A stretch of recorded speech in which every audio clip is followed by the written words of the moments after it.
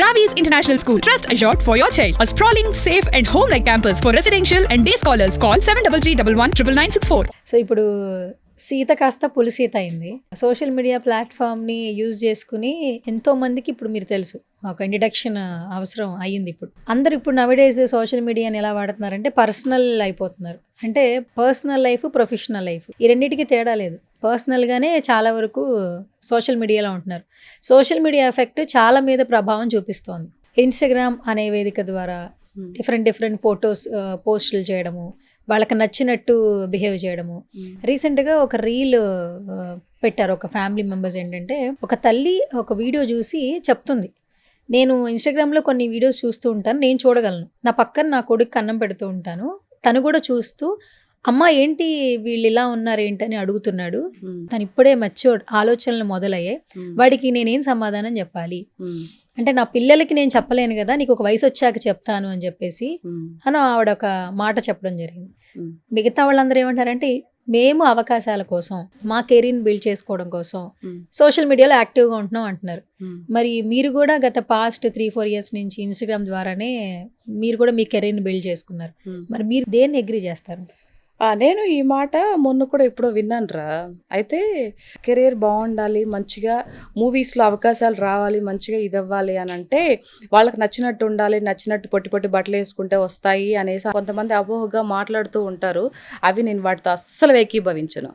నేను పులి సీత అనే నేను అప్పుడు అలానే ఉన్నా, ఇప్పుడు ఇలానే ఉన్నా. నేను అకౌంటెంట్గా జాబ్ చేసుకుంటూ ఒక మూవీ ఆఫీస్కి ఒక పెద్ద స్టార్డమ్ ఉన్నటువంటి డైరెక్టర్ దగ్గరికి వెళ్తే నువ్వు జాబ్ చేసుకోమో ఏదైనా ఉంటే చెప్తామని చెప్పేసి అన్నారు. చెప్పారు, చేసుకుని వెళ్ళిపోయాను. బట్ ఎక్కడక్కడ ఇప్పుడు నా ఇన్స్టాగ్రామ్లో 4 years నుంచి మీరు చూస్తూ ఉన్నారు. నేను స్టార్ట్ అయ్యి 3 years అవుతున్నా ఇన్స్టాగ్రామ్ స్టార్ట్ చేసి. ఎక్కడ కూడా వల్గారిటీ ఎక్కడ లేదు. మరి ఇంతమంది ఫాలోవర్స్ నాకు ఏడికెళ్ళి నుంచి వచ్చారు అంటే వస్త్రధారణ చిలివిడిగా అన్ని చూపించుకుంటూ ఉండే దాంట్లో వస్తారా ఫాలోవర్స్?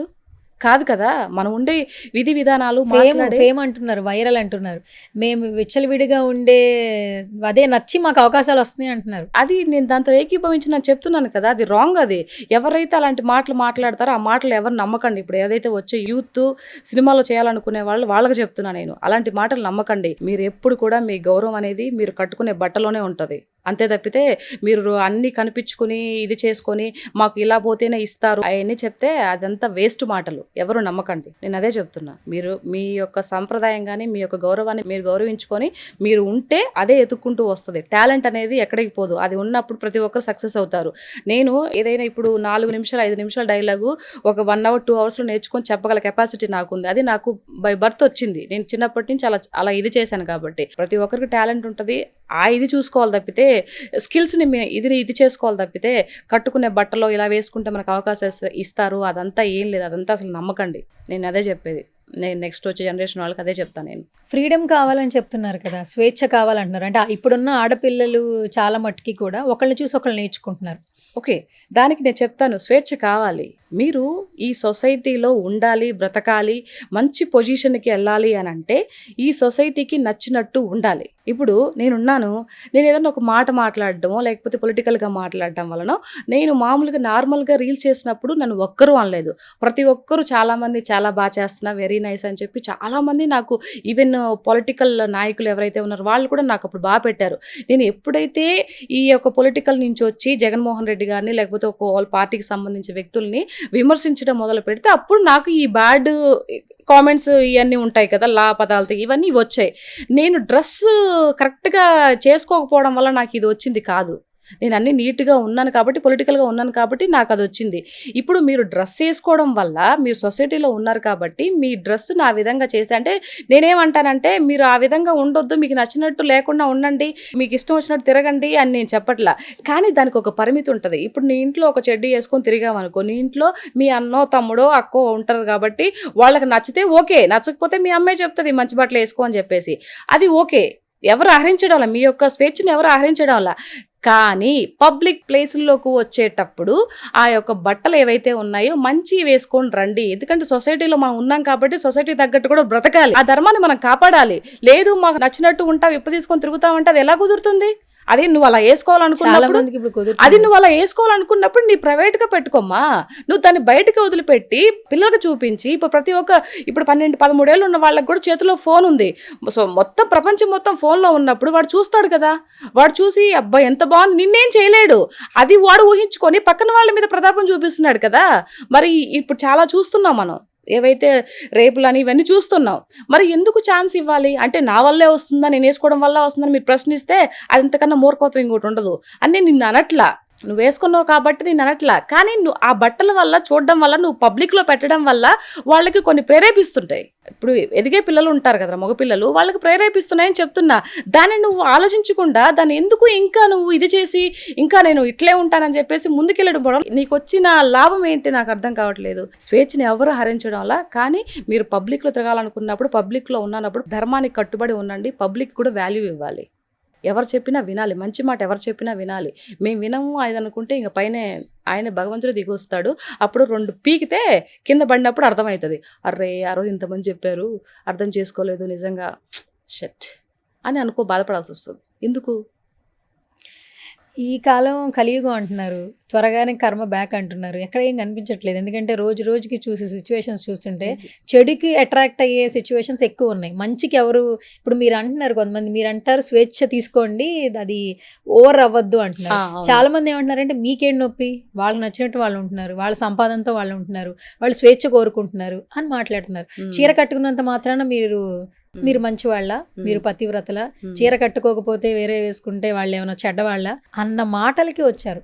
ఎలా చూడాలి? ఇప్పుడు ఎవరైతే నువ్వు చీర కట్టుకున్నంత మాత్రాన నువ్వేమన్నా పెద్ద పతివ్రతవా లేకపోతే ఇంకేదన్నా అని చెప్పి మాట్లాడితే, ఎవడైతే ఇది మాట్లాడుతున్నాడు చూడు అదే పర్సన్ అమ్మాయిలు కానీ పిల్లలు కానీ ఉండుంటే సరే, అమ్మాయిలు కూడా తీసుకుందాం. ముందు ఇతని గురించి మాట్లాడదాం. ఆ వ్యక్తి తన బిడ్డ ఏదైతే ఉందో ఆ బిడ్డకి స్కర్ట్ వేసేసి రోడ్డు మీద వదిలిపెడతాడేమో చూడు. అంటే మీ యొక్క ఉత్సాహం ఏంటి అంటే పక్క అమ్మాయి మంచిగా వేసుకు రోడ్డు మీద తిరిగితే నువ్వు సపోర్ట్ చేస్తావు, అదే నీ బిడ్డ వేసుకుని తిరగాలంటే సపోర్ట్ చేయవు. ఎందుకు? దానికి సమాధానం చెప్పు ఫస్ట్, తర్వాత ఇవన్నీ మాట్లాడదాం. సరే అమ్మాయి దగ్గరికి వెళ్దాం. ఇప్పుడు అబ్బాయిది అయిపోయింది, అమ్మాయికి చెప్దాం. సరే ఇదే అమ్మాయి ఏదైతే తిరుగుతుందో రేపు తనకు పెళ్ళైన తర్వాత తనకు బిడ్డలు పుడతారు, తనకి పిల్లలకు కూడా పెళ్ళిళ్ళు అవుతాయి. ఆ అమ్మాయికి వచ్చే ఆడదానికి వచ్చే కోడలు ఏదైతే ఉందో ఆ కోడల్ని కూడా అలాగే వదిలిపెడతావా? అలాగే 2 స్కర్ట్లు వేసి 2 గుడ్డపిలికి వేసి రోడ్డు మీద నడవమని చెప్తావా? పోనీ నీకు పుట్టే కూతురికి నడవమని చెప్తావా? నువ్వు చెప్పవు కదా. ఎందుకు అంటే పక్కన వాళ్ళు వేసుకుంటే చూసి ఆనందిస్తావు, నీ ఇంట్లో వాళ్ళు బాగుండాలి, నీ ఇంట్లో వాళ్ళు వేసుకోకూడదు. అలాంటప్పుడు నువ్వు ఏదైనా ఒక తప్పు జరుగుతుంది, ప్రపంచం మొత్తం వాదిస్తున్నారు, 2 తెలుగు రాష్ట్రాల ప్రజలు ఒక్కదానికి సపోర్ట్ చేస్తున్నప్పుడు దానికి నువ్వు సపోర్ట్ చేయాలి, తప్పని చెప్పాలి. కాకుండా అలా ఇష్టం వచ్చినట్టు వేసుకుంటావంటే నీ ఇంట్లో పిల్లలకు కూడా వేయించి తిప్పబ్బా బయటికి. నువ్వు ఎట్లా మాట్లాడతావు? అదే క్వశ్చన్ మేము నేను చేస్తున్నావు కదా, నువ్వు ఎలా మాట్లాడతావు అని. సొసైటీకి కొన్ని కట్టుబాట్లు ఉంటాయరా, వాటికి కట్టుబడి ఉండాలి కదా. ఉంటున్నారా అక్క?